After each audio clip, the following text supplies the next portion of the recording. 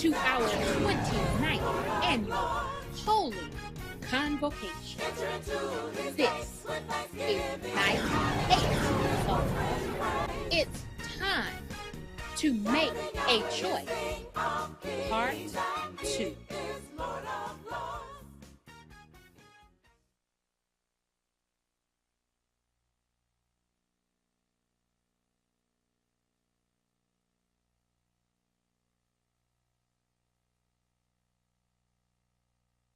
So I'm having a good time knowing they are very troubled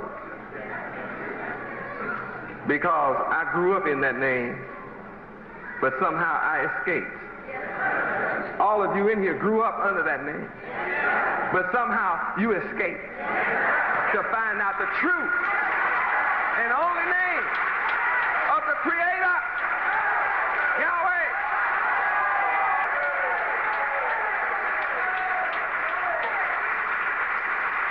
Praise Yahweh. And he said that he and 2,000 others and a whole bunch of preachers marched in Liberty City. He was in that parade with all those preachers, and he said that they were marching to say no to drugs. All of them in Jesus. And he said all the preachers told him, it's in my letter, all the preachers told him when they passed our properties that the Yahwehs have already cleaned out all the drugs completely. And he said he was impressed by that. See, but after they finished their march, drugs were still wherever they are. But where Yahweh's name is, there's none. That's troubling.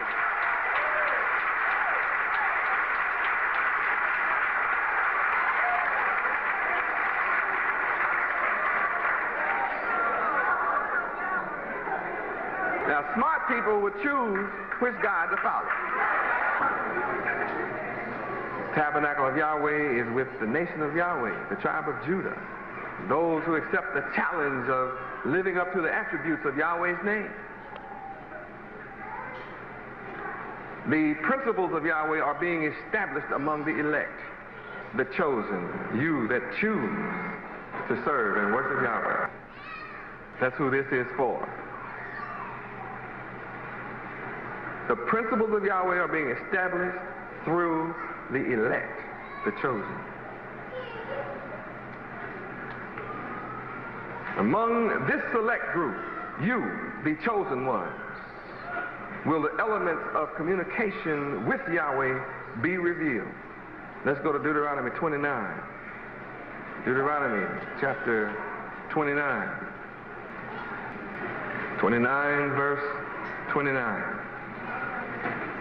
Read. The secret things belong unto the Lord our God Yahweh, but those things which are revealed belong unto us and to our children forever, that we may do all the words of this law. Now,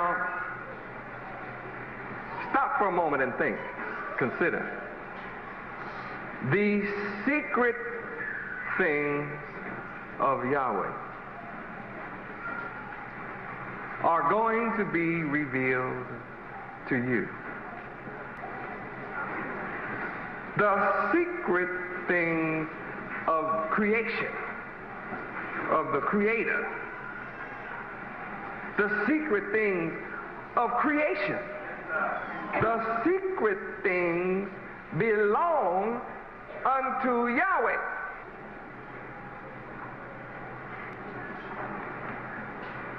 Who is our Father. I want to say this several times until it sinks in.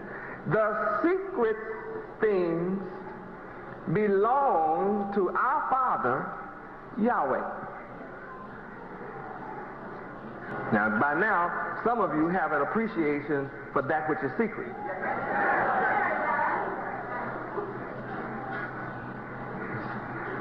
And this is directed to those who have a keen appreciation for things secret.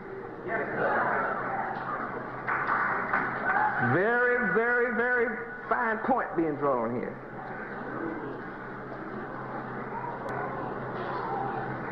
But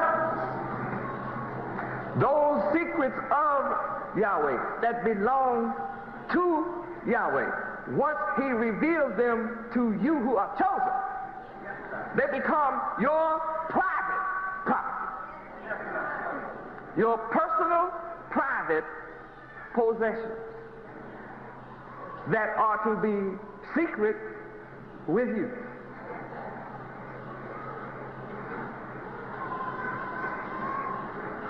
Yahweh does not reveal his secrets to you for you to reveal them to someone else. That's why sometimes I affectionately refer to big mouth people among us. The big mouth people don't have any regard for secrets. That's why we call them big mouth. So they just tell anything they hear. If you want it to be a secret, don't say it in their ear sight. Don't say it in their ear or their hearing or their eyesight. Just don't say it, because they are not going to keep it. They'll find their mouth open one day and it'll be diarrhea will be flowing from it. Yeah, just diarrhea at the mouth. And don't know what they're saying either. Well, that's why Yahweh says to the elect, everybody is not elect. They have bodies, but they're just not elect. They don't have the mind to understand that which is secret from that which goes out to the public. I want to emphasize tonight that this knowledge that you're receiving at Feast of Tabernacles, it belongs to you that I reveal it to, and nobody else. So if they want it, they have to come to the king, worship the king, and let the king give it to them. Not your job to give it to them. It belongs to you and who? To our children. How long? So that means even our children have to learn that this wisdom is yours. It's theirs. That it doesn't belong to the child next door. It doesn't belong to the child that's not here. You don't get on the telephone and call some child in some other city and tell them what's going on here. Because if it belonged to them, then they would be here getting it. And if they're not here getting it, it doesn't belong to them. It belongs to you that are here. How long? So those who can't keep it among ourselves and keep it to yourself, we'll have to expel you. Because nothing is sacred to you. We can't let you be in our circle because you'll violate the boundaries of the circle. Instead of letting the secret stay in the circle, you just feel compelled to go outside and run off at the mouth to other people. You think people not here are your friends.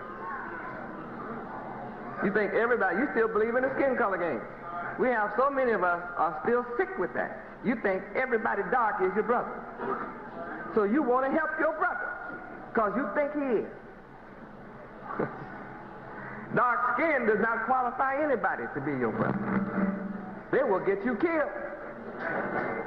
It's people with dark skin that have joined the enemy now trying to help bring me down. They're getting a thrill trying. They'll never succeed. You can't bring Yahweh down. Yahweh is up. Always up. Glory.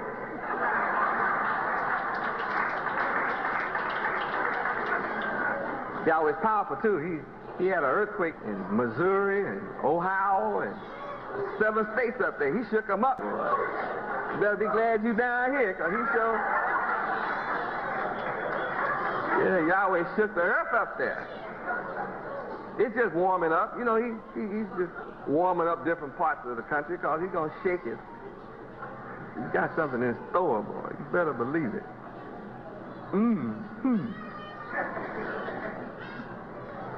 It shook all the way to Washington, D.C. It made all the church bells chime in Washington, D.C., 750 miles away. They were looking for earthquakes to happen along the fault. They'd come right up through there, right along Missouri, St. Louis, all up through that area. They were looking for that fault. Man, this one happened outside the fault. They can't explain that. Yahweh always does things that man can't explain. His secrets, you understand? These are his secrets. Oh, glory, Yahweh. How many understand the mystery? All these secrets that you get revealed belong to you. And your children, how long? All right. So these are the people that will qualify to be called into the tabernacle of Yahweh, being the only people capable of receiving the secrets of the mind of Yahweh and the secrets of the foundations of the universe. I have all those secrets right here. I have the secrets of the foundations of the universe, the galaxy, all that exists. Of course that includes the earth. And it all comes from the mind of Yahweh. How to defend ourselves? I asked a very provocative, thought-provoking, rhetorical question to one of my very good minds in the nation of Yahweh. How is it that I was born in America like you without any knowledge of how to fight for or defend our nation and to defend the cause of Yahweh? And yet I'm born in a country where they've had knowledge of how to subdue us for over 435 years, and the whole government of America has come against me, and yet I'm able to out-strategize, outwit, outmaneuver, and them, and on all occasions, and no matter what they try to do, I'm able to circumvent that devil. I mean, how can you account for that when I'm born through the seed of Abraham just like you?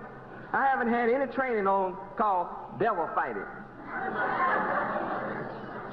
Yeah, I've had no training on how to fight the devil and win. And yet when the devil rises up against me, only the mind of Yahweh can outmaneuver his opponent. And you have the whole war room, the whole State Department, the whole what they call Injustice Department, and the Pentagon. The whole wicked Injustice Department are seeking to pay people to lie against me. Yeah, we got proof. They offer them money to lie against me in their hope to try to make a case. You know, I can't stand, but they still try.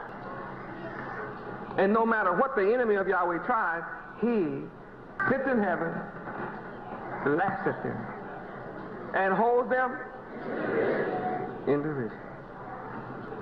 Imagine having a man with you who has the capacity to reveal to you the mind, the very mind of Yahweh.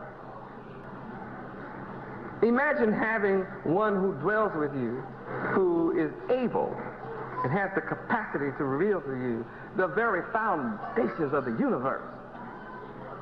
That which I challenge all the nations of the earth. If you can find the foundations of the earth, I will cease to be the God of Israel.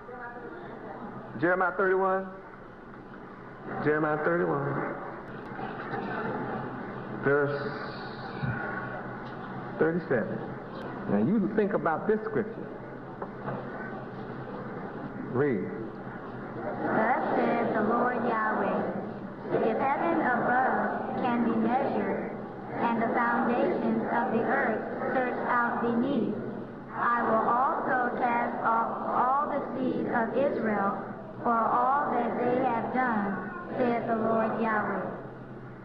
See, Israel hasn't been very good. We've been a bad people. And the nations of the earth are saying to Yahweh, as bad as these niggas have been, how dare you come back to redeem them? I mean, Yahweh, the nations are mad. They're upset with us. I mean, how upset with Yahweh? How can you come back and reform them as evil as they are? Jeremiah 3:8. I mean, Yahweh. Come on. Well, when you read verse 8, it'll put fear in you if you're smart. Because Israel is guilty. Jeremiah 3:8. Read. And I saw, when for all the causes whereby backsliding Israel committed adultery, I had put her away and given her a bill of divorce. Yet her treacherous sister Judah feared not, but went and played the harlot also. See, Judah is just not scared to be a whore in the sight of Yahweh. Huh? Yeah, Judah just gonna be a whore. Hey, Yahweh, am I a whore? Hey, what? Oh. Hey, I'm just a whore, you know. All right, Yahweh, I'm just a whore. With what? Without fear. Boy, that's awesome. Don't have any fear. I find that incredible. I don't know what you think. Judah say, I'm not scared to be no hoe. Hey, it's all about my thrill. His son being a hoe, shoot. Good God Almighty. All tied up to one little area of Judah's body.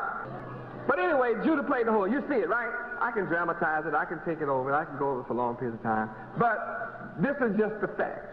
So here is what the nations are looking at. They say, look at this hoe. You got nerve. You got nerve, Yahweh. You already divorced the hoe. You told the hoe, look, I want a divorce. I don't want to be with you no more. You are just a hoe. No good hoe. I want a divorce.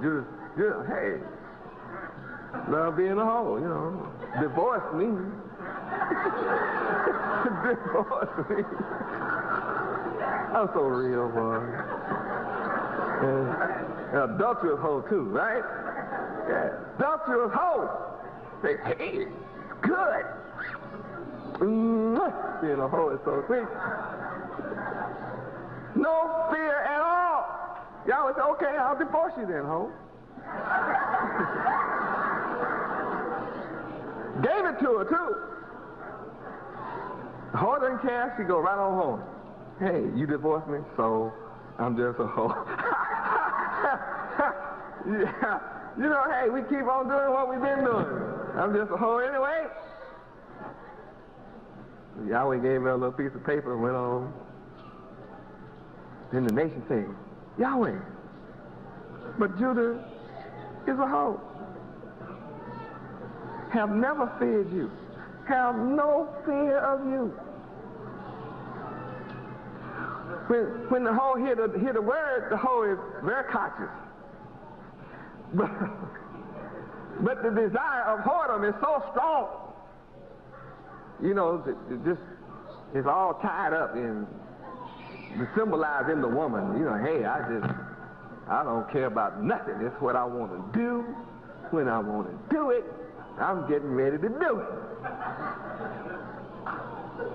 I have 500 reasons why I want a hoe. So the nations of the earth have observed Judah as a whore, and Yahweh divorced her. They have said, Yahweh, how in the world can you forgive your wife of adultery? Doesn't the law say death to an adulterous hoe? You have let the hoe live. Now you done come back to get her. You said you coming back to get this hoe. So Yahweh said, okay. I'll tell you what. I'll give all you nations a challenge. If you can measure my heavens that I created. See why he's trying to get out his face? He wants to measure my heavens. See why he put out these powerful telescopes that's supposed to look almost like through all kind of galaxies. Do you see why? This devil is trying to measure my heaven. That's what that's about. Hey, what you think he's going out there? He's going out there trying to measure up to the challenge. He's treating every kind of instrument he can on earth, trying to find the foundation down beneath the water. He figures hidden in the ocean. Maybe on the South Pole, Antarctica, the North Pole, Antarctica, the South Pole. I mean, he is searching diligently 24 hours a day. All the nations are united together, trying to find the foundation of the earth and getting off the planet, trying to measure the heaven. Because I said, if you can do it, I will cast off all of the seed of all of Israel, not just Judah, the whole. Now that says that Yahweh has a deep, abiding love for his adulterous hoe, doesn't it? He has I mean, most people would never understand no love like that, would they? I mean, here's a whole, just do it without fear. Just,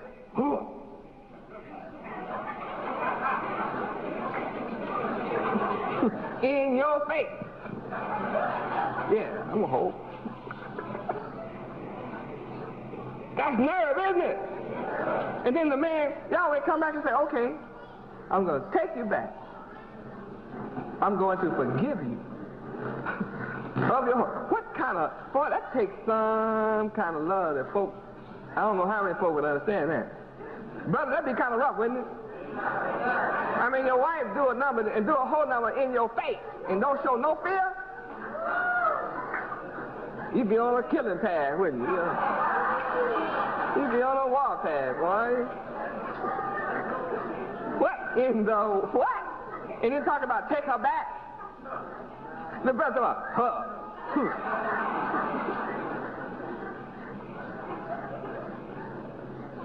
This scenario is so real, y'all think I'm standing up here joking. I'm not joking. Huh? Which one? Ezekiel 36. I'm serious. Ezekiel 36 what? Verse 21 through 23.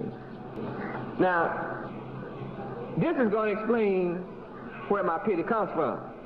It's not the whole. I want everybody to understand that right now. See, it's not the whole. And it's not what the whole got to offer. Understand that? I want that clear tonight. It's not the whole and what the whole got to offer. That's not the source of my love. The whole doesn't have a trick for me. The whole thinks so. But the whole has no trick for me. I don't buy it. The whole might think I buy it. But I want the whole to understand tonight, I don't buy no trick you got. How clear is that? That head up. That's wide open. Is that wide up? Nothing the whole got can trick me up. I don't serve none of that. Worship none of that. How clear is that? I created everything. How can I turn around and bow to some part of a whole? Not the king. I'm the king of hoes. That's all I mean. I don't bow to none of it. Bow to no hoe, man. Nothing but a hoe.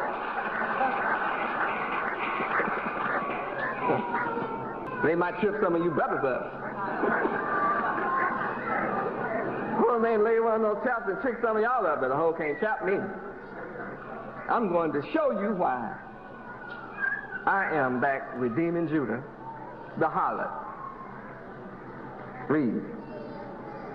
But I have pity for my holy name. Got it? I'm going to let you finish reading it in a minute, but let's stop right now. Read it again. Let's go all the way through, then I'm coming back and talk about my name. Verse 21 through 23. Read. But I have pity for my holy name, which the house of Israel had profaned among the heathen, whither they went. Therefore say unto the house of Israel, Thus saith the Lord God Yahweh, I do not this for your sake, O house of Israel, but for mine holy name's sake, which ye have profaned among the heathen, whither ye went. And I will sanctify my great name, which was profaned among the heathen, which ye have profaned in the midst of them. And the heathen shall know that I am the Lord Yahweh, saith the Lord God Yahweh, when I shall be sanctified in you before their eyes.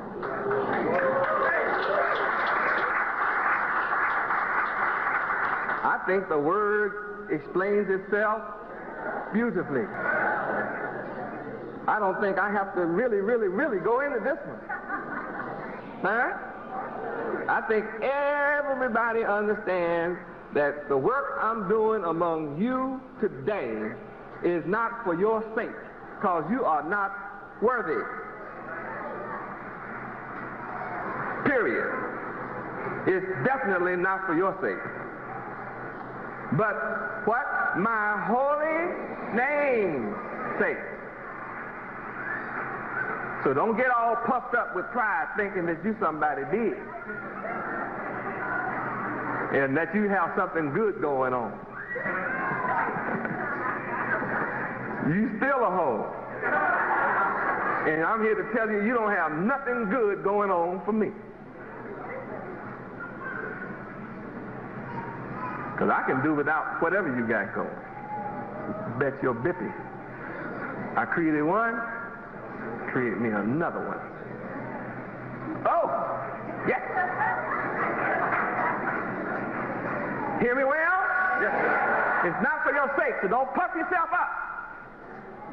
Don't you get it in your head that if it wasn't for you, I wouldn't be.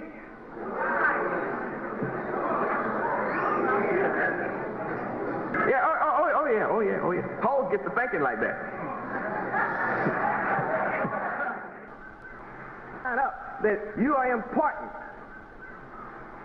in the work that Yahweh is doing to redeem us from this heathen in America and all the heathens of the earth. Wherever we are scattered, you are not the one that has done something great or even capable of doing something great that is causing Yahweh to redeem Israel from out the earth. And I know that. I understand it well.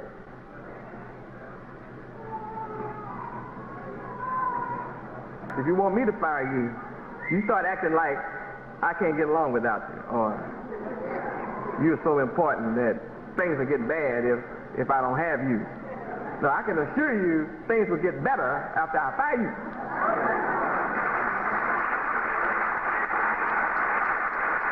That's a fact.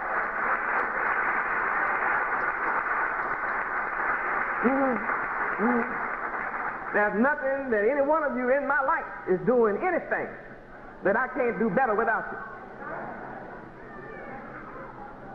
When you get to showing out too much, I'll show you I'll do better without you.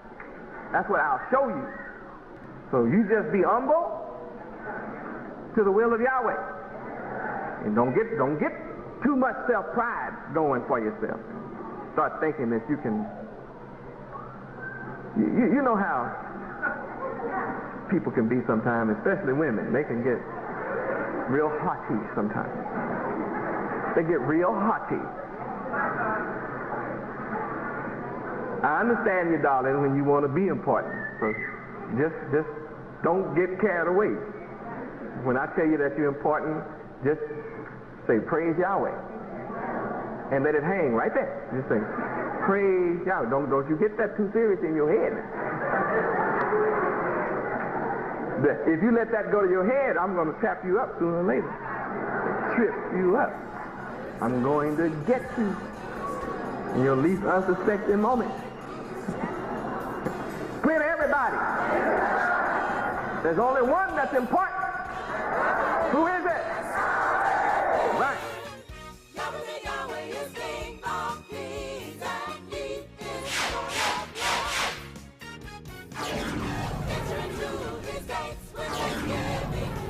This concludes night 8 of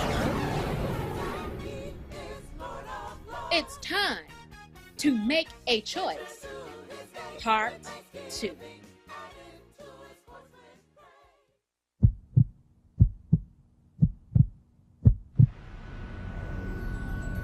His creativity is unchanged.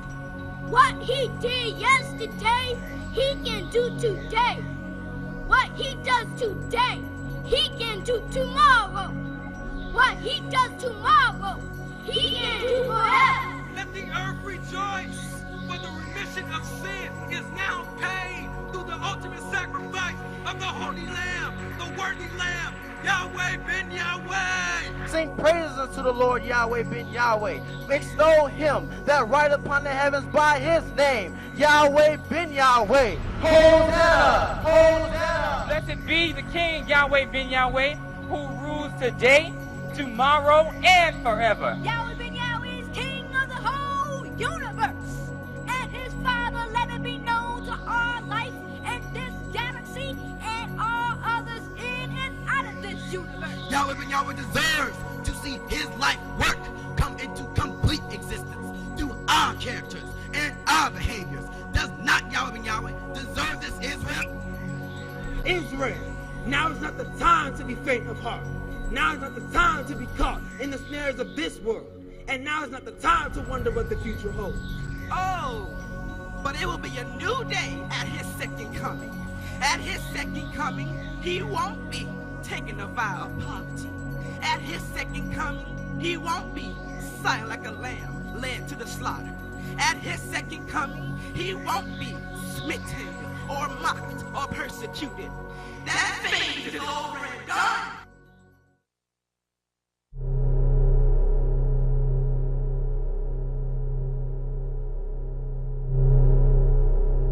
You're not fitting to kill me. You did all your killing 1900 years ago, see. I'm not bound. You're not about to kill me.